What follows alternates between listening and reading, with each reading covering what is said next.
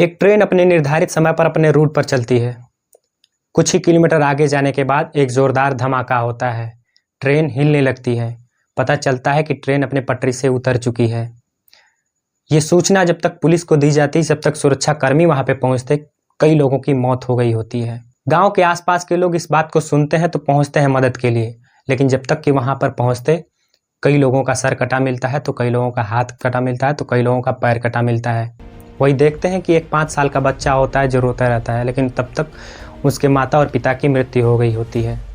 जी हाँ, वर्तमान में भारत के रेलवे में यही स्थितियाँ तो हैं। हर 2 दिनों पर आपको मिलेगा कि आज इस ट्रेन में आग लग गई, तो आज वो ट्रेन अपनी पटरी से उतर गई, तो आज ये ट्रेन किसी उस दूसरे ट्रेन को धक्का मार दी। तो कहीं रूट जैसी समस्याएं हो जा रही हैं, तो कहीं सिग्नल जैसी समस्याएं हो जा रही हैं। वर्तमान में रेलवे का सफ़र मतलब मौत का सफ़र होते जा रहा है। इन सभी मौतों का जिम्मेदार कौन है?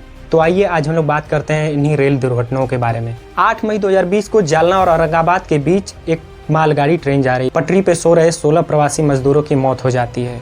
22 जुलाई 2020 को हैदराबाद में 3 रेलवे के कर्मचारियों को इंजन की चपेट में आने से उनकी मौत हो जाती है। तो वहीं मालाबार एक्सप्रेस की पार्सल बोगी में आग लग जाती है। 13 जनवरी 2022 को शाम 4:30 बजे जलपाईगुड़ी के मैनागुड़ी में न्यू डोमोडानी रेलवे स्टेशन के पास बीकानेर गुवाहाटी एक्सप्रेस के डिब्बे पटरी से उतर गए, जिसमें 9 लोगों की मौत हो गई। 3 अप्रैल को नासिक में पवन एक्सप्रेस अपने पटरी से उतर जाती है, जिससे 2 लोगों की मौत हो जाती है। 2 जनवरी 2023 सुबह 3:27 पर मारावाड़ जंक्शन से रवाना होने के 5 मिनट बाद सूर्यनगरी एक्सप्रेस के 11 डिब्बे पटरी से उतर गए, जिसमें 10 लोग घायल हो जाते हैं। फिर आता है वो दिन जो लगभग 3 दशकों का सबसे बड़ा रेलवे दुर्घटना होता है। जी हाँ, ये वही हादसा है जिसमें लगभग 300 लोगों की मृत्यु हो जाती है और 1100 लोग घायल हो जाते हैं। उड़ीसा के बालासोर में हुए तिहरे रेल हादसे में कम से कम 293 यात्री मारे गए और 1100 अन्य लोग घायल हो गए।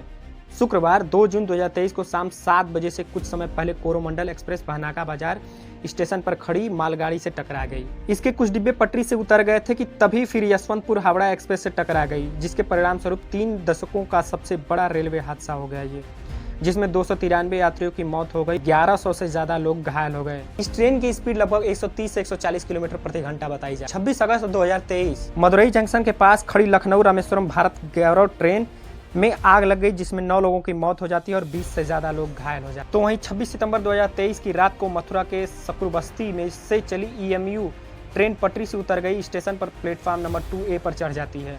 11 अक्टूबर 2023 करीब रात 9:30 बजे Anand Vihar terminal Kamakhya junction north east express के 6 डिब्बे बिहार के बक्सर जिले के रघुनाथपुर रेलवे स्टेशन के पास पटरी से उतर गए, जिसमें 4 लोगों की मौत हो गई और 70 से ज्यादा लोग घायल हो जाते हैं। 29 अक्टूबर 2023 को लगभग 9 बजे आंध्र प्रदेश के विजयनगरम जिले के कोट्टावलासा जंक्शन रेलवे स्टेशन के पास पलासा पैसेंजर ट्रेन से टकराने के बाद पटरी से उतर गई, जिसमें कम से कम 14 लोगों की मौत और 50 से ज्यादा घायल हो जाते हैं। 18 जुलाई 2024 को गोंडा जिले में डिब्रूगढ़ चंडीगढ़ एक्सप्रेस ट्रेन के 12 डिब्बे पटरी से उतर गए, जिसमें 4 लोगों की मौत और 32 से ज्यादा लोग घायल हो गए। 30 जुलाई 2024 को झारखंड के जमशेदपुर के पास हावड़ा मुंबई मेल ट्रेन के 18 डिब्बे पटरी से उतर गए, जिसमें 2 लोगों की मौत और लगभग 20 से ज्यादा लोग घायल हो गए। तो वहीं अगस्त के महीने में लगभग 30 दिनों में लगभग ऐसा 12 रेल दुर्घटना हो चुका है, जो कई ट्रेन किसी ट्रेन में आग लग जाती है तो कोई ट्रेन अपने पटरी से उतर जाती है। जी हाँ, इसका जिम्मेदार कौन होगा? इतने लोग मारे जा रहे हैं, इसका जिम्मेदार कौन होगा? लगभग में 3 दशकों का सबसे बड़ा रेलवे हादसा पिछले साल हुआ था 2 जून 2023 को। तो इतनी सारे मौतें हो रही हैं, लेकिन इसके बाद भी भारत सरकार रेलवे के कौन से सिस्टम खराब हो रहे हैं, इसका वजहों का पता अभी तक नहीं लगा पा रही। इसमें कितने लोग इन्वॉल्व हैं, कौन दोषी है कौन नहीं दोषी है, इतने लोग